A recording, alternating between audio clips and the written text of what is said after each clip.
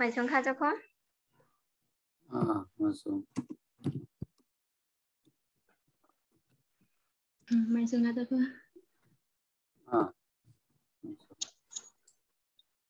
masuk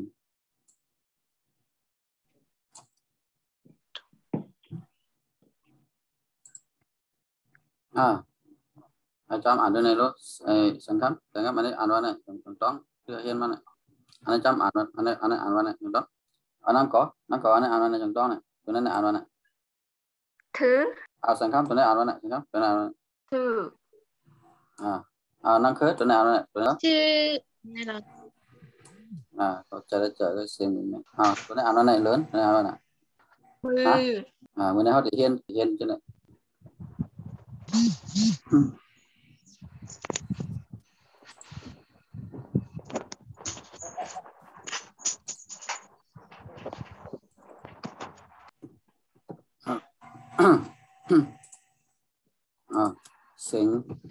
Sinh cán này mi lại tôi dùng cái đó sinh cán mi lại tôi dùng cái đó sinh cán mi lại tôi câu tố sinh cán câu tố mi nhiều không có cải có chan cho đá cho địch cho tàu bồi mai có pla sinh cán này mi câu tố các bạn họ mình dừng quá họ sẽ là họ sẽ mà pong nè hiền nàyมันsẽ là rồi này họ phảiมีตัวปองมันhọ hiền này là cái này anh nàyมื่อนี้เขาเดี๋ยวมาป้องตัวมันนี่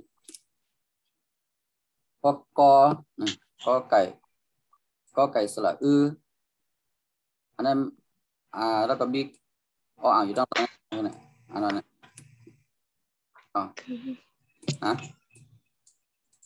อันนั้นจะนั่นคือนะจอจานเนาะนี่อันนั้นเหรอchứดอชดาตบประตักมันก็เหมือนกันดอเด็กดอต่อนะเสียงมันเหมือนกันก็มันเขาเดี๋ยวเขาเดี๋ยวเอาดอเด็กไว้ว่าดอเด็กสระแล้วก็อันนี้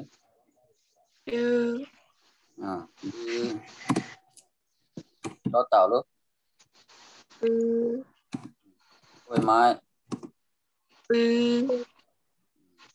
ปลาอ่างเนาะที่อ่างเลยนั่นแหละนะเพราะนั้นอันนั้นเฮียนมาเนี่ยสระเนี่ยมันจะมีกันอ่างมันแบบนี้ก็กล่าวว่าเขาได้ใจกันที่เดียววันเนี่ยผู้ยามหลักปองเพราะได้ใจกันที่เดียววันเนี่ยเขาได้เลยมีอ่างอยู่ตั้งหลังที่เดียวนะเขากับปองเนี่ยเขากับปองรถตัวละเงี้ยวัดเสียงกลางเนี่ยเสียงซุงเนี่ยเสียงเต็มนั่นนะเขาได้เลยมีอ่างอยู่ตั้งหลังที่เดียวนะเนี่ยนะเพราะเขาแจ้งเขาได้เลยมีอ่างเป็นสระค่ะอันนี้บนห้องสระนั่นน่ะสระน่ะ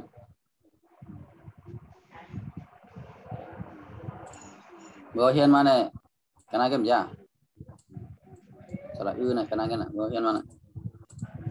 เขาหันกันอะไรกันน่ะมันเป็นกันอะไรกันน่ะแล้วก็มีขีดไว้นั่นน่ะอันขีดไว้บอกว่าเขาเดี๋ยวตัวเบ้ตัวเริ่มมาเสิร์ฟกันแล้วนะตัวเบ้น่ะ44ตัวอันเขาเฮียนมาเนี่ยตัวละกันเลยนะแล้วก็พอมาเตรียมที่ว่ามาปองจอมตัวคือมีตีป่องเขาเดี๋ยวเลยอ่างมันใส่ตั้งหลังนี่ไหนนี่ไหนตอนนั้นพอเอาใส่ที่ก้อไก่ก็สระตัวนั้นนะสระตัวนั้นพอมาใส่ที่ก้อไก่ก็อ่านว่าคือมีอ่างอยู่ตั้งหลังมาใส่ที่จอจานก็อ่านว่าจื้อมีอ่างอยู่ตั้งหลังพอมาใส่ที่ดอเด็กก็อ่านว่าตื้อมีอ่างอยู่ตั้งหลังดอต่อก็อ่านว่าตื้อบอใบไม้ก็อ่านว่าบื้อปอปลาก็อ่านว่าปื้ออ่างก็อ่านว่าเดี๋ยวเลยมีอ่างอยู่ตั้งหลังด้วยนะทำไมก็เอาไม่เอกมาใส่ก็ไก่สระอ่านว่าคือพอมีไม่เอกสมาคือเอาว่ามีจอจานว่าเป็นจอจานสมัยว่าคือไหนตัวนั้นอ่านว่าไหนจือพอเป็นดอเด็กก็รู้ดื้อต่อเต่า เป็นพวกใบไม้ ปือปือ พวกปลา ปือ พวกเป็นอ้ออ่าง ปือ นั่นแหละนะมันก็เสียงมันติดไล่กับจอมตัวต้นเสียงมัน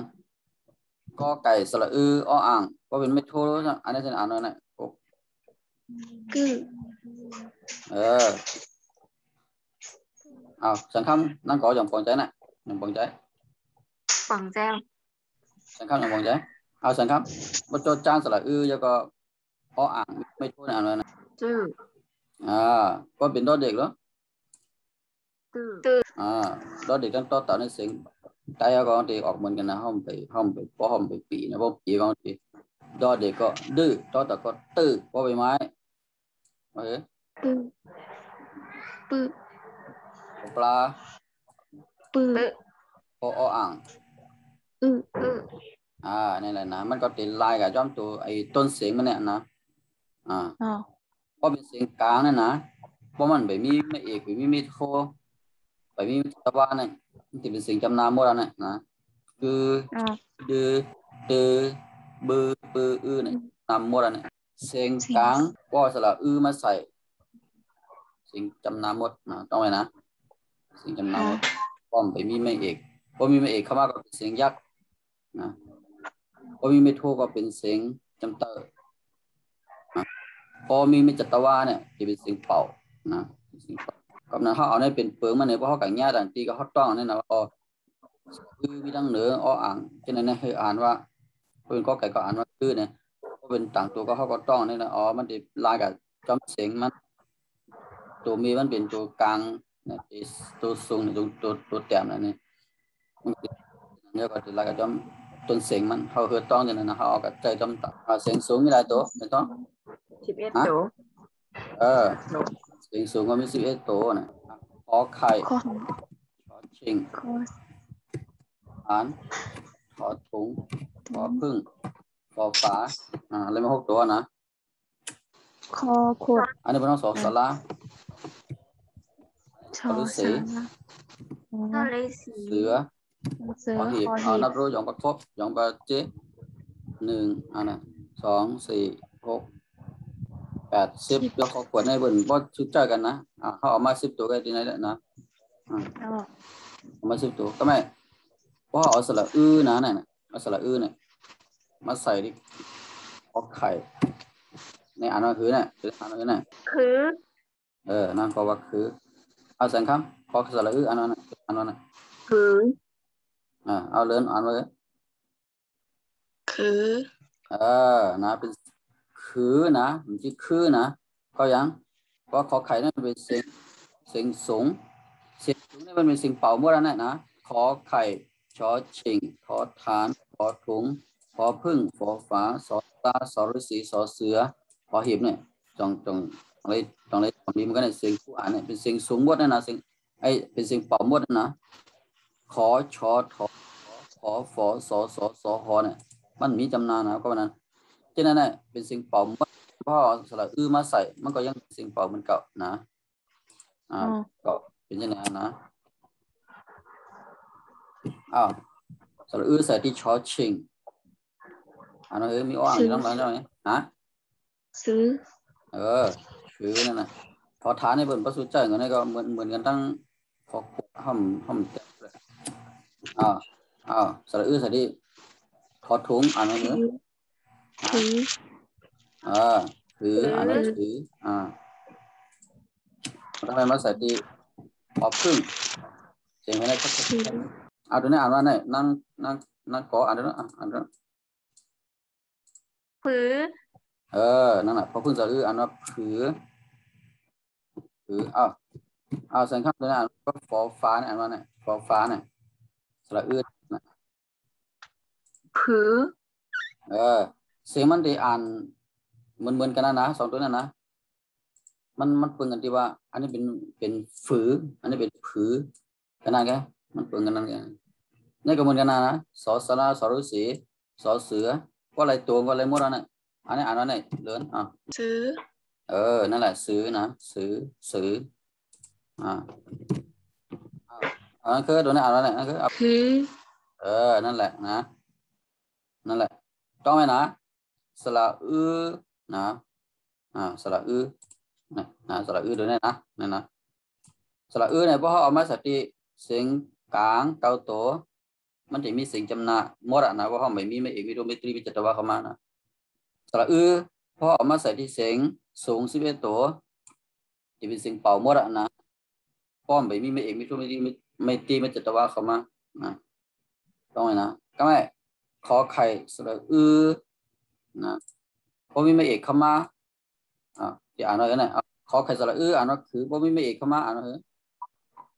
คือขอไข่สระเนี่ยพอมีไม่เอกเข้ามาอ่านว่าคือนะต้องก่อนนะก็อย่างให้เราอ่านว่าคือเพราะมันเป็นเสียงสูงนะสังคมเอาตัวนี้ลูกชอชิงสระอ่านว่าชื่อเนี่ยนะพอมีไม่เอกเข้ามาอ่านว่าเอาสังคมเอาตัวนี้ชื่อนะตัวนี้อ่านว่าชื่อนะ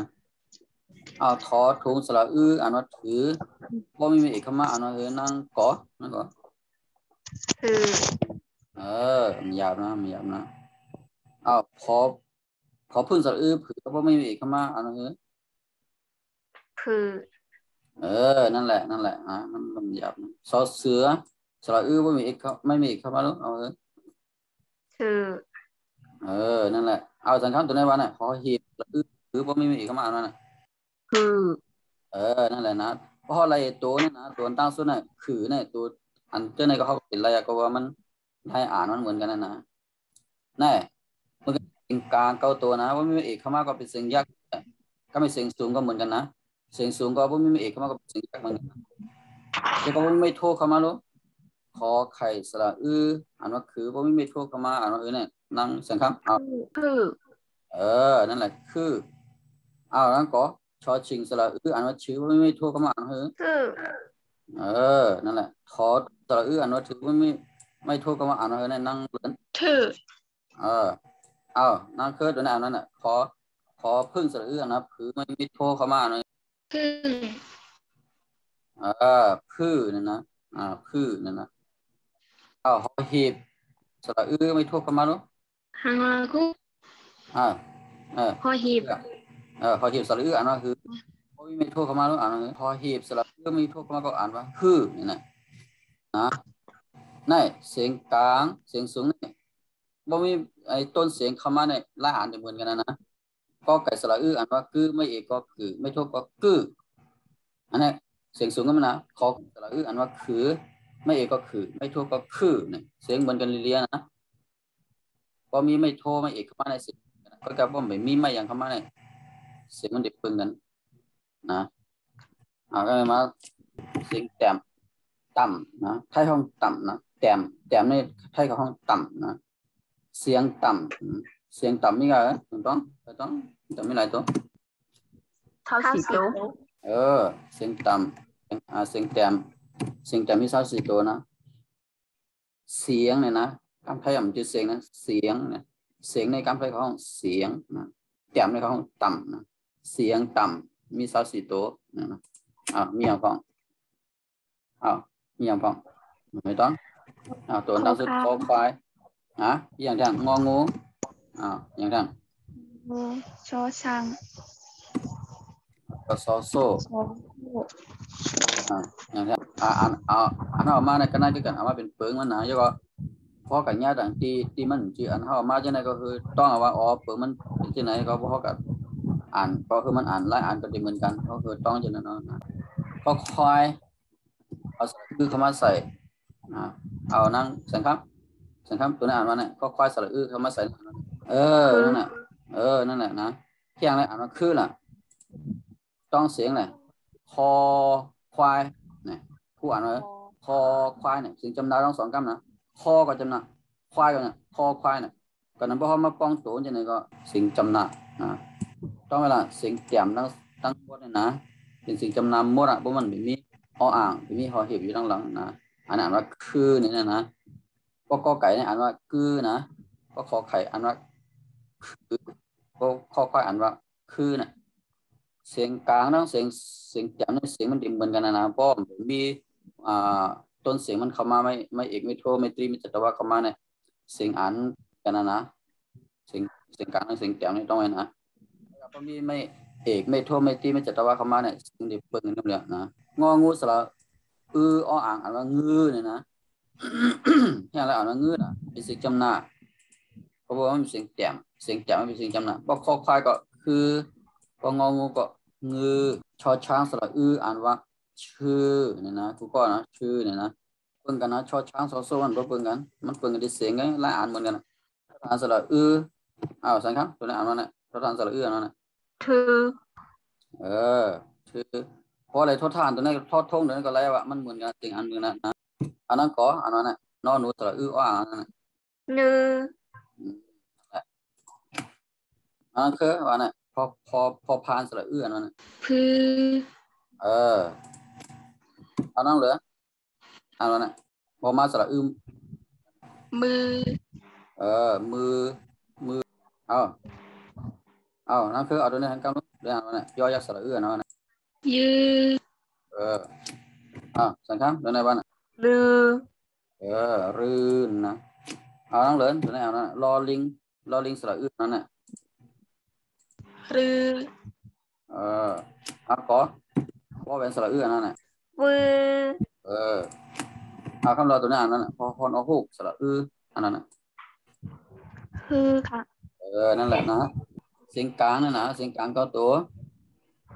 นะเสียงกลางก็ตัวนั่นเสียงแจ่มซอสีตัวนี้เสียงออกได้เหมือนกันเรียนะเพราะไม่มีไม่เอกไม่โทไม่ตีไม่จัตวาเข้ามาเนี่ยมันจะเสียงจำนานะเมื่อใหม่ๆเนี่ยไปมีมาอย่างกับอีนั่นจะเสียงจำนาหมดอ่ะนะแล้วก็เสียงกลางเนี่ยเพราะมีไม่เอกเข้ามาเป็นเสียงยักษ์ไม่โทเข้ามาเป็นเสียงจำเตอนะทำไมเขาเสียงแจ่มมีไม่เอกเข้ามาเลินอันนั้นน่ะพอเขาสระอันว่าคือไม่เอกเข้ามาอะไร คือ พอความสระอันว่าคือเนี่ยนะพอมีไม่เอกเข้ามาเนี่ยอันว่าคือเนี่ยนะเป็นสิ่งจำเตอนะกับสังเสียงจำเศร้าสี่ตัวเนี่ยก็มีไม่เอกเข้ามาเนี่ยนะมันเป็นสิ่งจำเติมหรือว่านะสิ่งจำเศร้าสี่ตัวก็มันไปมีอ่าง มีหอหีบอยู่ตั้งหลังมันนะก็มีสองตัวนั้นอยู่ตั้งหลังมันนะมันจะเป็นสิ่งจำเติมกำเดียวนะเพราะเอาไม่เอกเข้ามาเสิร์ฟต้องงองูนะงองูสระอันว่างื้อเนี่ยนะพอมีไม่เอกเข้ามาเนอะนั่นสังครับอันนั้นให้นั่นนะ lư นั่นแหละนะต้องเวลานะสิ่งแจ่มตั้งซ้ายสี่ตัวเนี่ยป้อมมีอ่างมีหอหีบตั้งหลังมันนะพอมีไม่เอกใส่เข้ามาเนี่ยสิ่งจำเติมหมดอ่ะต้องเวลานะสิ่งจำเติมหมดอ่ะนะเอาสังครับเอาตัวนี้ครับชอช้างสระอันว่าชื่อเนี่ยนะพอมีไม่เอกเข้ามาอ่านเลย thư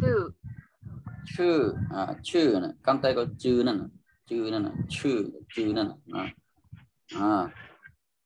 เอาเหลือนพอทหารสระใส่ไม่เอกเข้ามาอ่านเลย thư มอมาสระเนี่ยอ่านว่ามือเนี่ยพวกมีไม่เอกเข้ามาอ่านเลย bự พวกมีไม่เอกเข้ามาก็อ่านว่ามือเนี่ยนะมือเอาเหลือนพอเรือสระไม่อ่านว่ารือพวกมีไม่เอกอ่านว่า รือ ก็ไม่เข้าเสียไม่โทษเข้ามาก็ไม่คือจิ